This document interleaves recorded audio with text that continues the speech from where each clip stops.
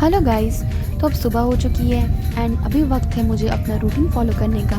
Yes, मैं और मेरी फ्रेंड अब जा रहे हैं कॉलेज बिकॉज़ अब क्लासेस हमारी स्टार्ट हो चुकी है एंड हमें अटेंडेंस यहाँ पर 100% देना मस्ट है।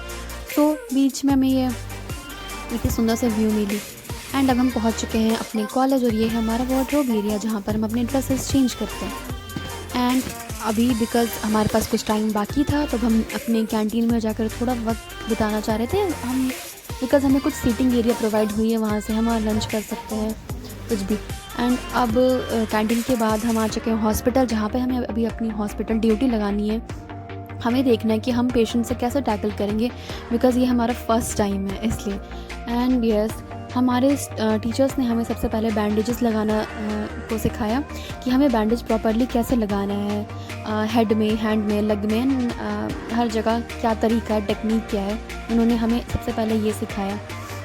उसके बाद सारे स्टूडेंट्स ने भी कोशिश की लगाने की एंड वो बहुत फ़नी हो गया था बिकॉज़ सारे लोग अजीब अजीब तरीके से बैंडेजेस लगा रहे थे, बट फिर भी हमारे सर ने हमें सही तरीके से लगाना सिखाया।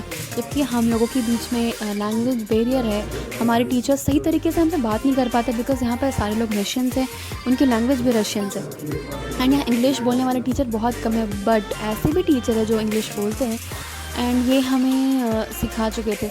अब ये मैं हूँ जो मैं अपनी फ्रेंड के ऊपर बैंडेज लगा रही हूँ कि अब मैंने भी ट्राई कर लिया कि भाई कैसे लगाते हैं बिकॉज़ बाद में तो मुझे भी लगाना पड़ेगा ही। एंड वो माहौल बहुत ही फ़नी सा हो रहा था, कोई किसी के सर पे लगा रहा है, हाथ पे लगा रहा है, ऐसा लग रहा था कि पता नहीं किसके हाथ पैर टूट गए।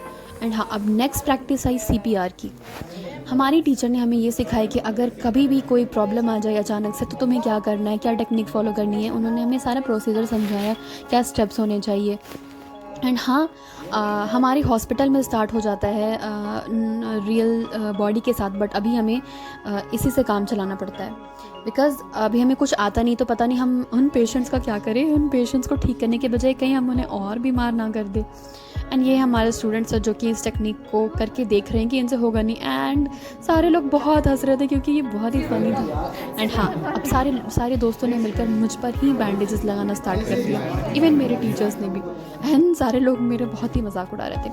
अब हमें बहुत सारे रूम के लिए वर्क मिल गया था कि तुम्हें पेशेंट से क्या अलग अलग चीज़ों से तुम्हें कैसे पेशेंट्स को ट्रीट करना है। तो ये है मेरे फ्रेंड्स और यहाँ पर मेरी फ्रेंड है जो पेशेंट्स बनी हुई है। अब मैं यहाँ पर डॉक्टर बनी हूँ और ये मेरा फ्रेंड है जो कि अब ये मेरा पेशेंट्स है। मुझे यहाँ पर दिखाना था अपनी टीचर्स को एक वीडियो रिकॉर्ड करके जिसमें कि मुझे बेड लाइनिंग चेंज करनी थी एंड उन्होंने हमें क्लास में सिखाया और उन्होंने हमें कहा कि तुम लोग ये खुद से कर मुझे सेंड कर देना रिकॉर्ड करके। सो ये मैं कर रही हूँ। एंड हाँ, ये भी बहुत ही फ़नी था बिकॉज़ ये मेरा पेशेंट खुद ब खुद उठकर बैठ गया। नॉर्मली ऐसे पेशेंट्स बैठ नहीं सकते, बट हाँ, हम धीरे धीरे सीख जाएंगे। इतनी आसानी से तो हम तुरंत आने के बाद तो कुछ भी कर नहीं सकते, हमें हर कुछ को सीखने में थोड़ा वक्त लगता है। तो हाँ, अब मैं सीख चुकी हूँ इसे। सो ये सारी चीज़ें बिल्कुल थी, बट हाँ, एक बहुत ही इंपॉर्टेंट बात है कि हमारा अटेंडेंस मस्ट होना चाहिए, हम बिल्कुल भी एब्सेंट नहीं कर सकते। एंड उन्होंने हमें जो भी वर्क प्रोवाइड किए हैं हमें उसे टाइम पर बिल्कुल करके उन्हें दे देना है। अगर हम उनका काम ना करके दे तो शायद हमें क्रेडिट्स ना मिले बिकॉज़ यहाँ पर कोई नॉर्मल मार्क्स नहीं होती, हमें क्रेडिट मिलना पड़ता है जो कि हमारे नॉर्मल अटेंडेंस, अच्छे अटेंडेंस और अच्छे वर्क की वजह से ही मिलता है। एंड ये हो गया मेरा काम पूरा। हाँ, अब लास्ट में मुझे अपने पेशेंट्स को परेशान करके ये लगाना पड़ गया, बट ये भी ठीक है। अब हमारी बारी आई एनाटॉमी लेक्चर की। एनाटॉमी लेक्चर में हमारे सर ने हमें लेबोरेटरी में दिखाया बहुत सारे बच्चों को कैसे ट्यूब के अंदर रखा गया था, उनकी ग्रोथ कैसे हुई थी, एबनॉर्मल ग्रोथ थी उनकी, किसी के हेड टू हेड, किसी के हाथ की एबनॉर्मल ग्रोथ थी एंड ये सारे ग्रोथ की बात थी। बट हाँ, ये सारा हमें बहुत ही डरावना लगा बिकॉज़ हमने ये सारी चीज़ें पहली बार देखी थी, हमें बहुत ऑकवर्ड लग रहा था। एंड अब वहाँ से निकलने के बाद अब हम चले गए थे बाहर क्योंकि हमें बहुत ही ऑकवर्डनेस फील हो रही थी। सो अब वहाँ का माहौल इतना अच्छा लग रहा था, इतना अच्छा फील हो रहा था। ये सब मैंने रिकॉर्ड कर लिया, पता नहीं कैसे ये हाइपर लैप्स हो गया, बट हाँ, फिर भी आप देख सकते कितना अच्छा लग रहा था। एंड अब हमारे रशियंस फ्रेंड और हम सारे लोग मिलकर डांस कर रहे थे।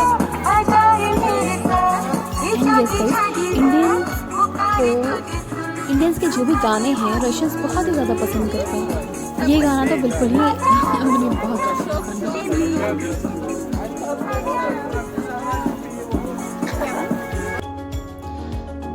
अब मैं जा रही हूँ मार्केट, मुझे कुछ मार्केटिंग करनी है, मुझे कुछ सामान परचेज़ करने थे कॉस्मेटिक्स के।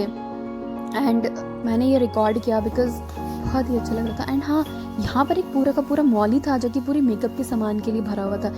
आपको हर तरीके की लिपस्टिक्स, परफ्यूम, किसी भी रेंज की आपको जैसा सामान चाहिए, perfume, conditioner, shampoo, every item वहाँ पर अवेलेबल था। आपको कहीं और जाने की कोई ज़रूरत नहीं है। ये यहाँ की बेस्ट थिंग थी।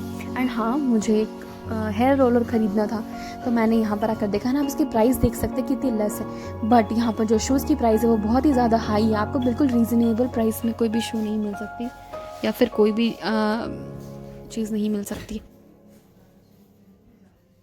मैंने और मेरी फ्रेंड ने बहुत सारी शूज़ देखे, हम लोगों ने इनमें से एक सेलेक्ट किया एंड उसे अपने पास ले आया। बट इनकी रेट्स बहुत ही ज़्यादा हाई थी, बिल्कुल भी रीज़नेबल नहीं था कि कोई नॉर्मल इंसान ले सके।